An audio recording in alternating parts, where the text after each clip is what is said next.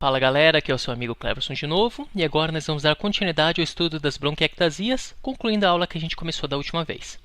Lembrando que nós estamos estudando por predomínio topográfico as doenças que causam bronquiectasias. Na primeira aula a gente viu as que predominam os lobos superiores e médio, fibrose cística, sarcoidose, silicose, aspergilose broncopulmonar alérgica e a tuberculose.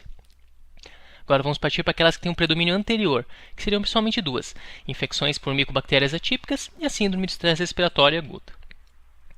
Começando pelas micobacterioses não TB. Existe mais de uma espécie de micobactéria não tuberculosa, mais comum esse termo guarda-chuva chamado complexo micobactério avium.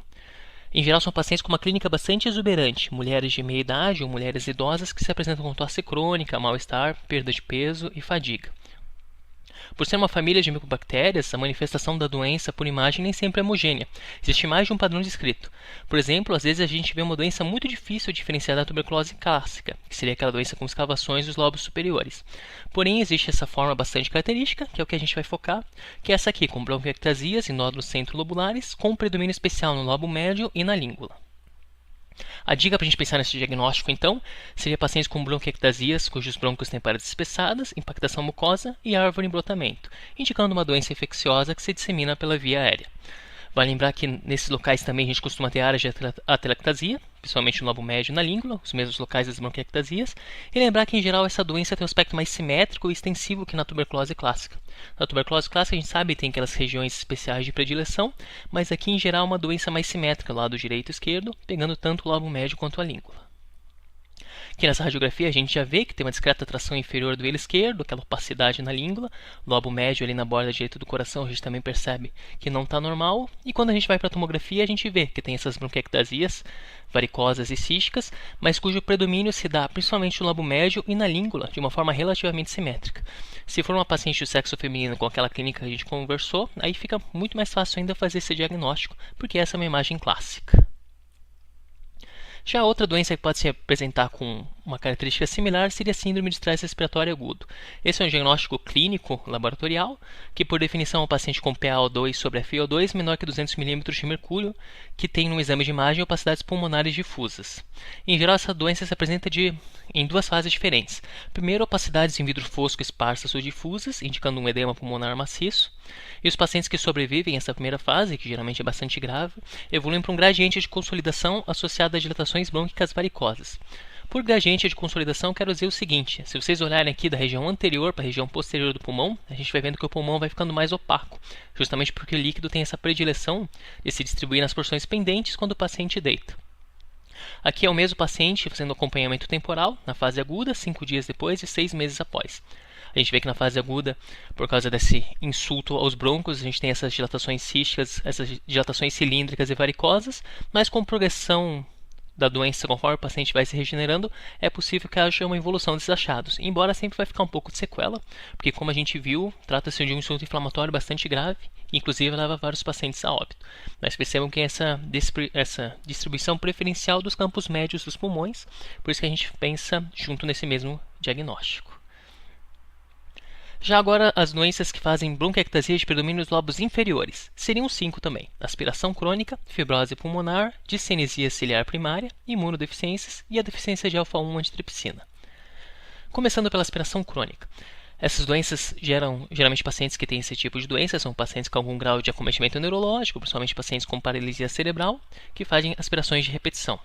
Geralmente esses pacientes vão ter bronquiectasias bilaterais nas porções inferiores, nas porções pendentes dos pulmões, porque é para onde a secreção gástrica ou o alimento drenam quando o paciente fica muito tempo deitado. Se for uma aspiração recente, a gente vai ter também opacidades com atenuação em vidro fosco, distribuição centrolobular e nódulos em árvore em brotamento, indicando o processo químico que vai se espalhando pelo interior dos brônquios e pequenas vias aéreas. Em geral, esses brônquios vão ser cilíndricos e com paredes espessadas, indicando esse insulto que se perpetua e vai gerando espessamento parietal. Então a gente vê um paciente, a gente vai ter algum dado da história para ajudar no raciocínio, por exemplo, uma paralisia cerebral ou alguma coisa do tipo, e a gente vê bronquiectasias de predomínio nas porções mais posteriores dos lobos inferiores, relativamente simétricas, cilíndricas ou varicosas, e a gente vê no coronal que tem realmente esse predomínio aqui nas porções inferiores. Isso, com todos os outros dados da história clínica, faz a gente pensar que esse paciente possa ter uma aspiração crônica, e é por isso que essa alteração se perpetua, porque o estímulo do insulto químico continua se perpetuando. Olha só, obrigado Windows, mas eu não estou interessado em atualizar.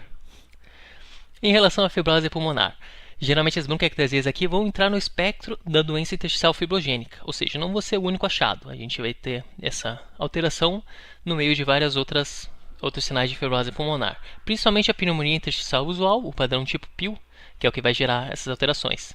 Geralmente são bronquiectasias varicosas de tração, mas também vão ser bronquiolactasias e outros sinais de fibrose. Normalmente vão acometer brônquios de médio para pequeno calibre, brônquios segmentares, subsegmentares e brônquios menores. A pneumonia intersticial não específica também pode gerar essa alteração, principalmente doença mais avançada com componente fibrogênico mais exuberante. Porém, em geral, a gente vê mais na pneumonia intersticial usual mesmo. Então, aqui a gente vê que, além das bronquiectasias, o paciente tem outros sinais de fibrose que vão fazer a gente pensar nesse diagnóstico. Essas opacidades reticulares de predomínio basal, periférico, subpleural. Na periferia, a gente tem também bronquiolactasias, e as bronquiectasias são apenas mais uma manifestação da fibrose. Então, pelo somatório, pelo conjunto de todas as alterações, a gente vai chegar nesse diagnóstico.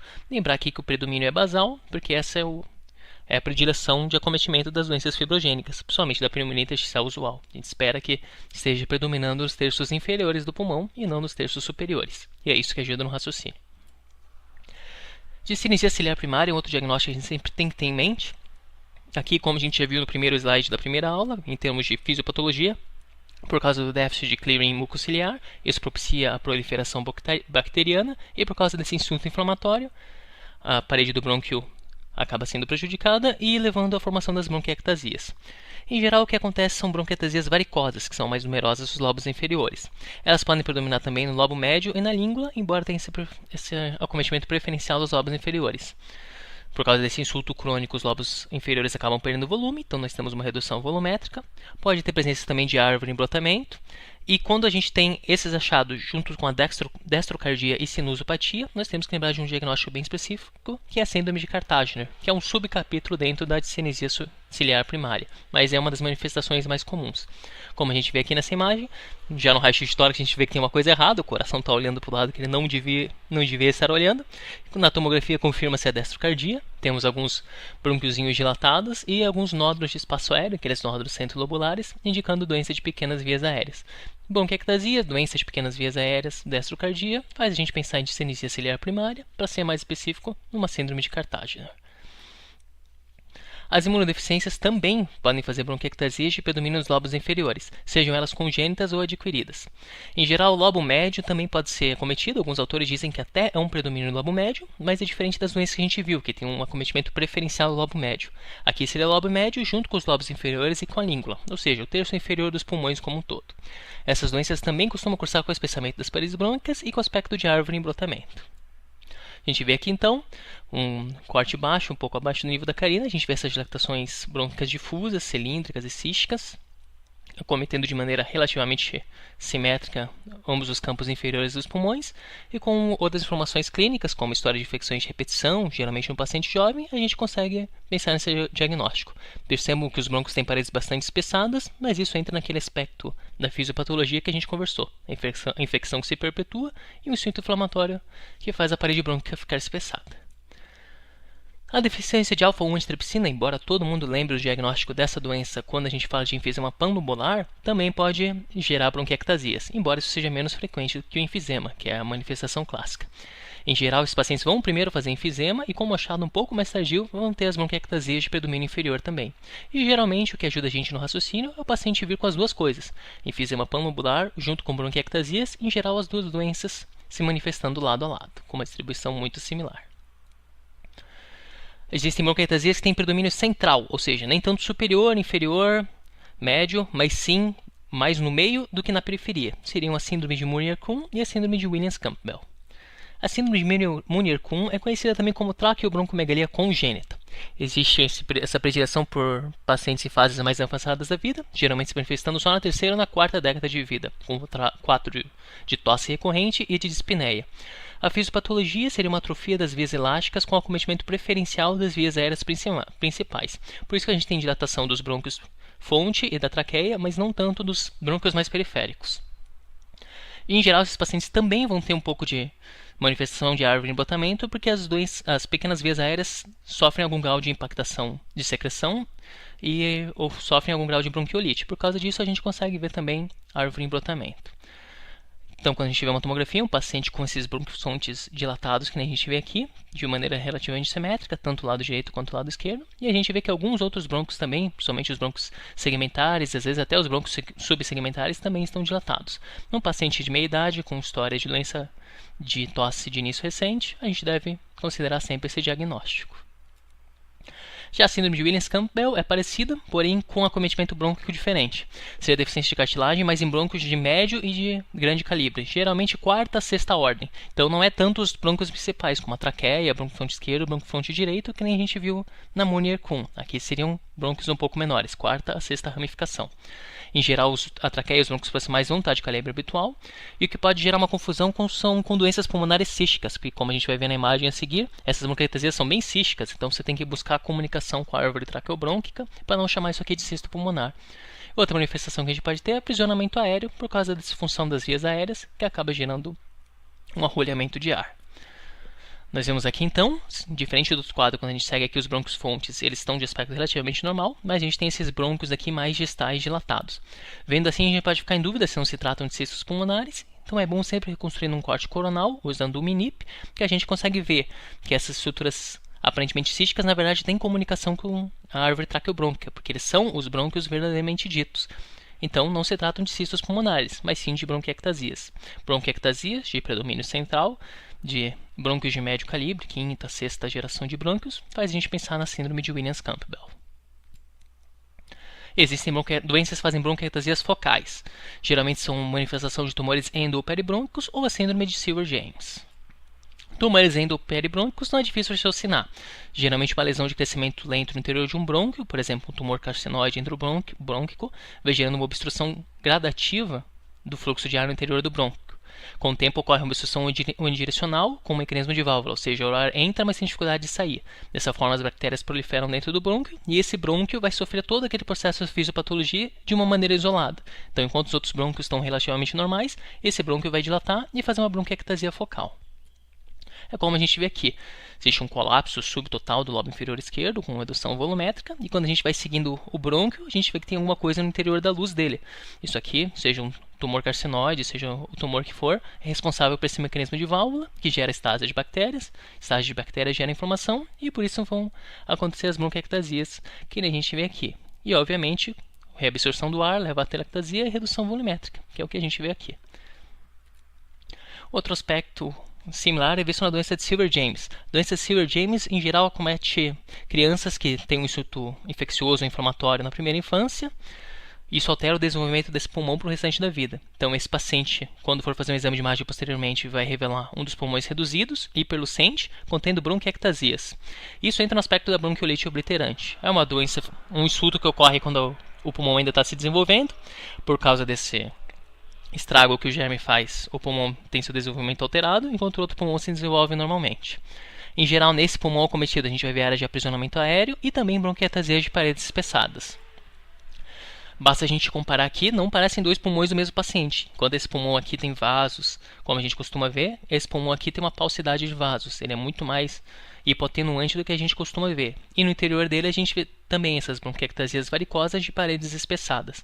Quando essa criança estava crescendo, ela teve um insulto inflamatório, gerou algum grau de disfunção brônquica, e isso fez com que o outro pulmão se desenvolvesse de maneira habitual e esse pulmão tivesse um déficit de desenvolvimento. Por isso ele recebe menos sangue, o outro pulmão proporcionalmente recebe mais sangue, e esse aqui fica mais hipotenuante, fica mais transparente. E no interior dele a gente vê bronquiectasias por causa desse insulto que se perpetua. E por fim, existem aquelas que a gente não consegue classificar em nenhum tipo de periodização, que seriam as doenças com bronquiectasias difusas. O principal exemplo é a bronquiolite obliterante. A bronquiolite obliterante é uma complicação pós-transplante relativamente comum, principalmente em pacientes que fizeram transplante de pulmão e de coração. Os pacientes apresentam bronquiectasias, com brônquios de pedras espessadas e um padrão de atenuação em mosaico mais prominente nas bases, indicando o acometimento de doença de pequenas vias aéreas. Lembrar que na expiração, esse aspecto de atenuação em mosaico vai se acentuar, revelando um forte componente de aprisionamento aéreo, por causa do acometimento também das pequenas vias aéreas. Então, num paciente que tem um histórico de transplante pulmonar, ou alguma outra doença, como por exemplo a artrite reumatoide, que às vezes se manifesta com esse achado. Quando a gente vê essa associação brônquios de paredes espessadas, dilatadas e na expiração com aprisionamento aéreo, sem uma predileção topográfica específica, temos que sempre lembrar o diagnóstico da bronquiolite obliterante. E é isso aí, foi puxado. A gente vai ter que sentar e estudar essa aula com calma, mas não se esqueçam de se divertir de vez em quando. Deixo aqui uma recomendação literária, Lady Windermere's Fan. Eu falei para vocês na parte das micobacterioses não TB, que existe aquele estereótipo da mulher acometida por essa doença, uma senhora de meia idade com tosse crônica. É conhecido na literatura também como síndrome de Lady Windermere, por causa desse romance, que depois virou uma peça de Oscar Wilde, que tinha essa personagem da Inglaterra da época vitoriana, na época que a mulher era muito oprimida, levada a se controlar. Elas não tinham nem jeito de tossir em público, então essa personagem que usava o leque para cobrir as crises de tosse e tudo mais, posteriormente levou os médicos que estudavam essa doença a relacionar o estereótipo da paciente acometida pela micobacteriose não tuberculosa a essa personagem. Mas é isso aí, muito obrigado pela atenção, a gente se vê nas próximas aulas, um abraço.